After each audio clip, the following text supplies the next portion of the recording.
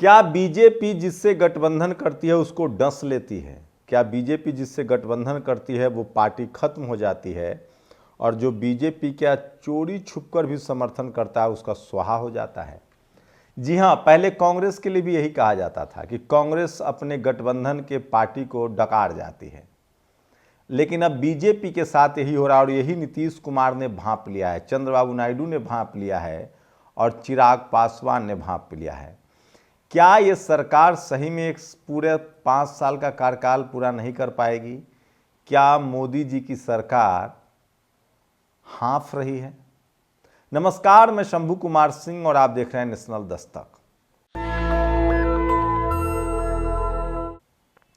अगर समाजवादी नेताओं की पहली पीढ़ी की बात करें जो इमरजेंसी के खिलाफ सड़कों पर उतरकर राजनीति में आए, तो उस कड़ी में अब कुछ ही नेता बाकी हैं। न अब शरद यादव रहें, न ही मुलायम सिंह यादव रहें, न मानवर कांसीराम साहब रहें। लालू जी का पॉलिटिकल कैरियर खत्म हो चुका है, बस नीतीश कुमार बचे हैं।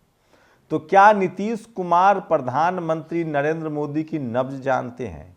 क्या उनको भनक लग गई है कि अगर अब बीजेपी से अलग नहीं हुआ गया तो उनका भी स्वाहा हो जाएगा? बताऊंगा ताजा क्या खेल चला है, विधानसभा में नीतीश कुमार और तेजस्वी के बीच क्या बातचीत हुई है। उससे पहले कुछ हिस्ट्री जान लीजिए। जगन मोहन रेड्डी कांग्रेस से बगावत करके आंध्र प्रदेश में सत्ता में आए, लेकिन जमकर बीजेपी के साथ गलबहियां की और मौका बेमौका हर जगह समर्थन किया। नतीजा आंध्र प्रदेश में स्वाहा, खत्म हो गई पार्टी। उसके बाद सोचिए, एकनाथ शिंदे जो ठाकरे परिवार के करीबी थे, बड़ी बगावत की, लेकिन बीजेपी ने मुख्यमंत्री बनाया तब जब मजबूरी थी, और जब बीजेपी का आंकड़ा 130 के पार हुआ तो शिंदे को अब टाटा बाय बाय गुड बाय कहा जा रहा है। सोचिए, ये सबसे बड़ी खबर है जो बता रहा हूं। उसी तरह से नवीन पटनायक, इनको भी लगता था कि बीजेपी के समर्थन करते समय वे बचे रहेंगे। रोज ये बीजेपी के साथ गलबहियां करते थे। तमाम बिलों पर इनके राज्यसभा सांसद और लोकसभा सांसद बीजेपी का समर्थन करते थे। नतीजा ये हुआ कि बीजेपी ही डकार गई।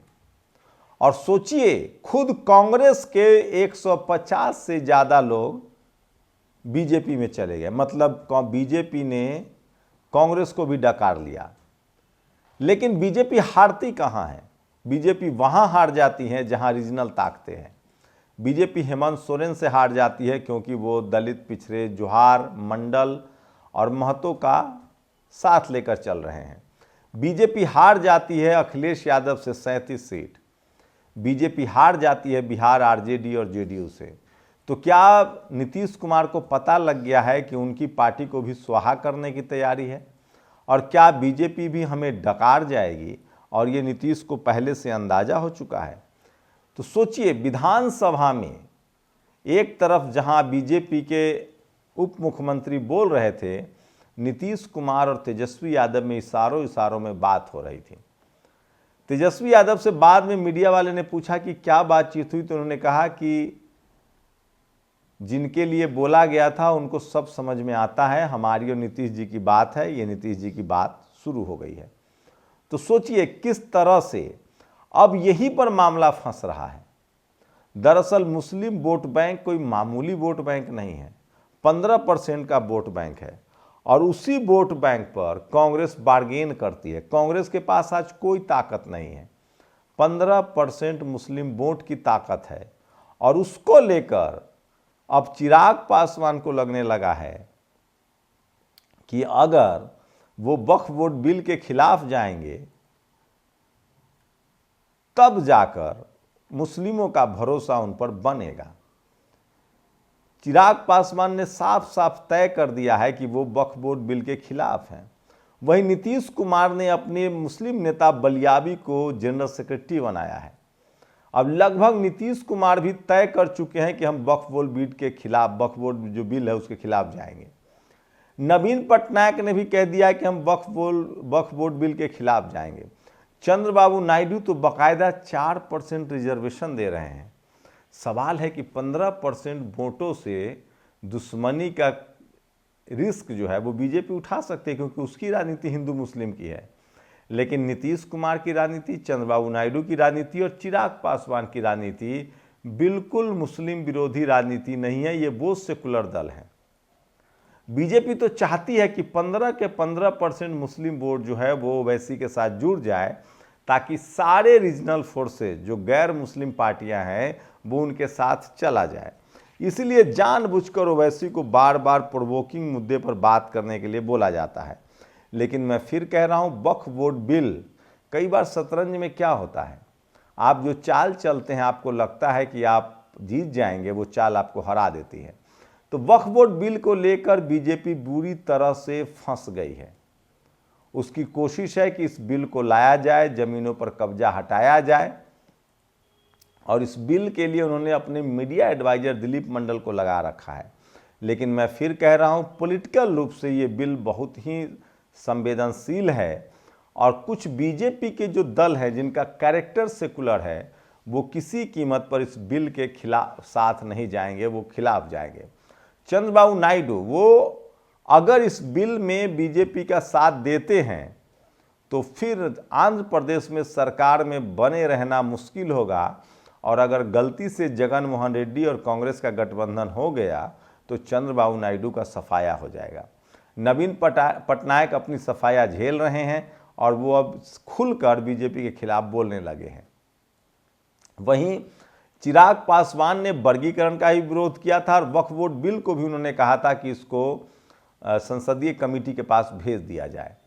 तो चिराग पासवान हो, नीतीश कुमार ने तो कई बार कहा है कि हम किसी भी कीमत पर सांप्रदायिकता से समझौता नहीं कर सकते हैं। तो क्या आज जिस तरह से हेमंत सोरेन का शपथ ग्रहण समारोह हुआ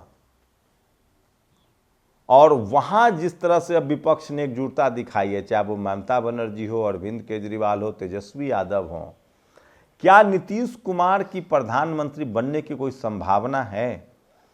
मुझे जैसे ही चुनाव, जब नीतीश कुमार हटे थे तो उस समय वो नाराज थे क्योंकि उनको कन्वेनर नहीं बनाया गया। उसके बाद आज भी उसको लेकर तमाम विपक्षी दलों को अफसोस है। खुद अखिलेश यादव नीतीश के बड़े पैरोकारों में से एक रहे हैं। अभी नीतीश कुमार की लालसा प्रधानमंत्री बनने की गई नहीं है, और आप कल्पना कीजिए कि अगर नीतीश कुमार हट जाते हैं इस सरकार से और चंद्रबाबू नायडू को ले आते हैं तो चिराग भी आ जाएंगे, और तब विपक्षी नेता चाहे तो प्रधानमंत्री बना सकते हैं। तो क्या नीतीश कुमार प्रधानमंत्री बन सकते हैं?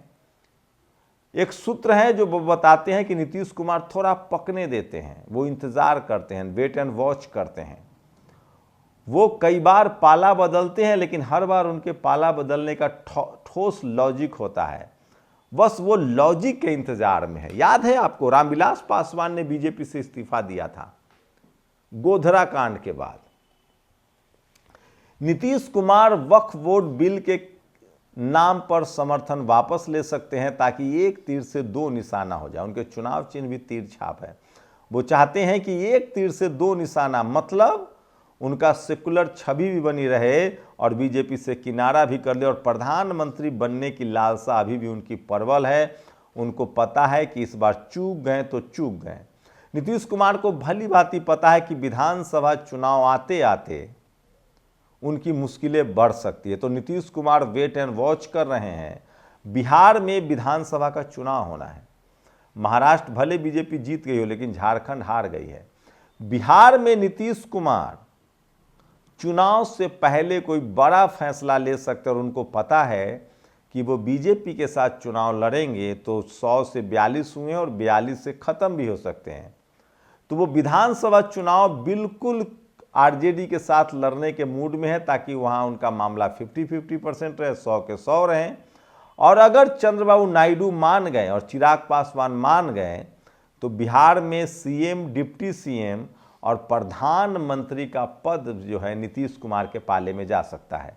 तो मैं फिर कह रहा हूं, नरेंद्र मोदी की गर्दन फंसी हुई है और वो चाहकर भी न उगल पा रहे न निगल पा रहे। ये सरकार चंद्रबाबू नायडू, नीतीश कुमार और चिराग पासवान के दम पर चल रही। रही बात इनकम टैक्स ईडी की, तो ये हथकंडा पुराना हो चुका है और यह हथकंडा तभी सफल होता था जब सरकार सुरक्षित थी। चाहकर भी इन नेताओं पर सीबीआई, इनकम टैक्स, ईडी नहीं छोड़ सकते हैं क्योंकि सरकार ही गिर जाएगी।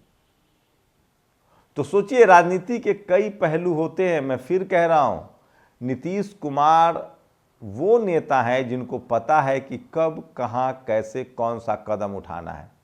तो इंडिया गठबंधन को बनाने वाले को अभी भी उम्मीद है कि एक दिन प्रधानमंत्री बनने का उनका मौका मिलेगा और नीतीश कुमार की अंतिम बड़ी इच्छा भी ये हो सकती है कि वो प्रधानमंत्री बने।